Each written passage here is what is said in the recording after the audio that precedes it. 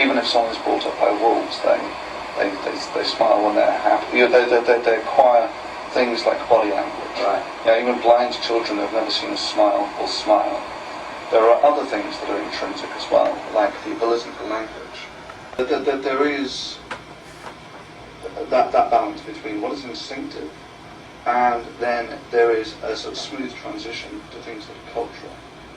You know. Thunderfoot likes to really reach out there and bring up these exceptions to the rule, like babies being born without heads, children being raised by wolves. And he's reaching out there trying to present argumentation against the very real and solid platform, the solid foundation on which we as Christians believe that the world has been created by God, and we are created beings, created in His image. Obviously, Thunderfoot is unprepared for this interaction with Ray Comfort. And I'll tell you why. Because on YouTube, as an atheist, you get bathed constantly with pseudo compliments and 5-star ratings, and his ego has been inflated. I think he has been self-deluded, and with the help of you atheists out there, he went into this thinking that he was just going to wipe the floor with Ray Comfort, when in fact he was handed his backside on a platter. He stumbled and stammered all over himself and failed to present his case. If someone actually lies to you as much as not, then there is no point in language. The mere fact that we have language shows that we are a trustworthy species. Yes. Here he states that we human beings are trustworthy because we have language, but why do we have locks on all of our doors? Car doors are locked, you know, beep beep. Our front doors are locked. Our lockers at school are locked. Everything's locked down. Cameras everywhere. You know, we hide our PIN codes. We don't want people to know what our PIN code is. Why? Because human beings are not trustworthy. Christianity answers that problem of man. Christianity articulates why human beings are fallen and what we have to do in order to be redeemed. So we, as Christians, are not hiding from our religion. It's out in the open. Everyone knows that. But you, atheists, you're hiding from your religion. I mean, it's one of those interesting quirks, is that people all think they're unique. This is why horoscopes work so well. Well, everybody's unique, but they're not. We're virtually identical, both in terms of genetics, in terms of metabolism. Yet, where do you perceive the differences between us are in here? Right? In terms of genetics, we are essentially clones. A couple of percent difference in genetics. Right? But it's what's in the brain, that's what distinguishes us. Right? According to Thunderfoot, we're virtually the same. You atheists, myself, there's no difference whatsoever. The only thing he's willing to admit that's different between himself and Ray Comfort, himself and myself, is the thoughts in our brains. He actually said that they're virtually clones. Virtually clones. Ray Comfort articulates in a very kind way that we're unique individuals. We have unique individual fingerprints. Nobody has my fingerprints in the entire world. Nobody has my DNA in the entire world. He forgot science. He literally took science and threw it out of his head. And he's coming up with a religion of atheism. He believes that all we are is electrical impulses in the brain. We don't have a soul. We're soulless electrical impulses. This is just pure religion. That's all he is espousing here. Pure religion.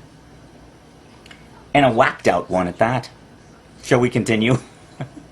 As a person, a real person, and that he will make you happy. To actually have the figure in your mind that loves you does actually give you comfort. This is real. Yeah, but it's real. The comfort that it gives is real. He uses Todd as a launching pad to say that what we feel as Christians is nothing more than a placebo. I'm talking about people's ability to create. Right, there are various themes to it. It's got to be an alpha. It's got to be a powerful figure. It's got to be an authority figure. People are biologically tuned to respond to authority. So you're saying people are easily deceived?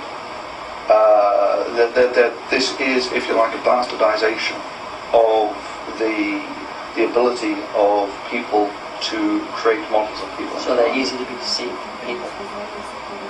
It's like I said, it's not so much a self-deception. Okay, we're going to have to hold right there. People are self-deceived. People are easily deceived. That's something that we can all understand. We see it happen all the time. We've been fooled, all of us, at some point in our lives. And usually people have deceived us at some point in our lives. And that's why we can't really trust people. There's a point where trust has to be built. In order to build trust, you need to spend some time with an individual. But his tactic of drawing in a fictional god, a character, Todd, was a way of bringing in a false gospel.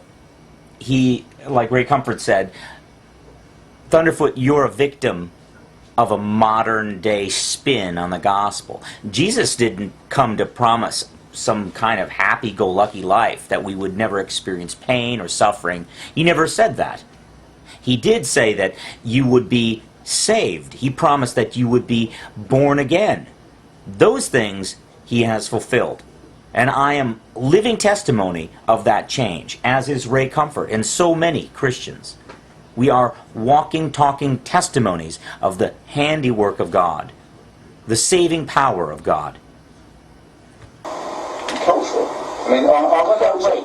Rape is theft. Is that wrong? again, in terms of can you have a stable society in which there is What rape? culture would say rape is right? I don't know of any culture that says rape is good, morally good. Well, if you actually take a look at our closest relatives, actually you probably can test this, but if you look at chimp culture, Okay, just stop right there for a second. Just answer the question, Thunderfoot. I mean, is rape wrong?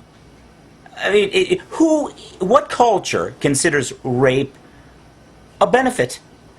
He has to go to the chimpanzees in order to justify rape? So if God says paedophilia is okay, then paedophilia would be okay. No, you wouldn't go against a small child. But there is, so again, the God seems to be a very reasonable, you don't have any... Yes, God does seem to be very reasonable. God will never go against His word. He lays it out there. He says what is right and what is wrong. And we, human beings, really do understand that. We have a conscience that bears down on us and presses down and says what is right and what is wrong. Our conscience convicts us of sin. But Thunderfoot, he refuses to actually state whether something is right or wrong. But stability shouldn't be the criteria. It's the morality that should come into it, not stability. Who defines morality? God. So it's nothing to do with people in society?